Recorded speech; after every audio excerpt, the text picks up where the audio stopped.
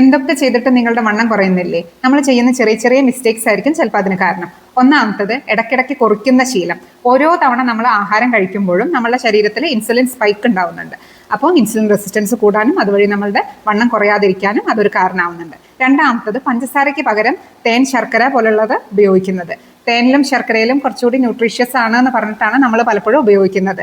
ശരിയാണ്, കുറച്ച് വിറ്റാമിൻസും മിനറൽസും തേനിലും ശർക്കരയിലും കൂടുതലാണ്, പക്ഷേ കാലറി പഞ്ചസാരയുടെ അതേ അളവിലുണ്ട്. സോ ഇത് ഉപയോഗിക്കുമ്പോൾ നമ്മുടെ ഇൻസുലിൻ റെസിസ്റ്റൻസ് കൂട്ടും, അതുവഴി നമ്മുടെ വെയിറ്റ് കുറയാതിരിക്കാൻ അത് കാരണമാവുന്നുണ്ട്. മൂന്നാമത്തത്, മീൽസ് സ്കിപ്പ് ചെയ്യുന്നത്.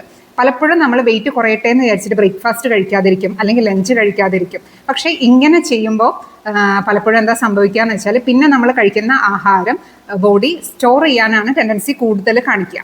അത് എനർജി ആയിട്ട് യൂട്ടിലൈസ് ചെയ്യുന്നത് കുറവായിരിക്കും, കൂടുതലും സ്റ്റോർ ചെയ്യാൻ ഫാറ്റായിട്ട് സ്റ്റോർ ചെയ്തു പോകും.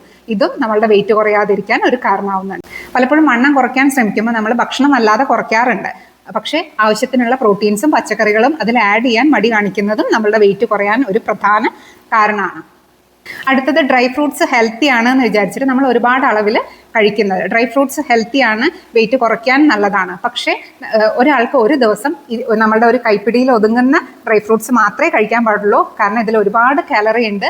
ഒരുപാട് അളവിൽ കഴിച്ചാൽ ഇത് വെയിറ്റ് കുറയുന്നതിന് പകരം കൂടാൻ കാരണം. ഇനി അടുത്തത്, ഫ്രൂട്ട്സ് ജ്യൂസ് ആക്കി എടുക്കുന്നത്. ജ്യൂസ് ആക്കി എടുക്കുമ്പോൾ അതിലെ ഹെൽത്തി ആയിട്ടുള്ള ഫൈബർ, നാരുകൾ കളഞ്ഞിട്ടാണ് നമ്മൾ ജ്യൂസ് ആക്കി എടുക്കുന്നത്. അതിന് പകരം ഫ്രൂട്ട്സ് അങ്ങനെ കഴിക്കുന്നതാണ് വെയിറ്റ് കുറയാൻ നല്ലത്. താങ്ക്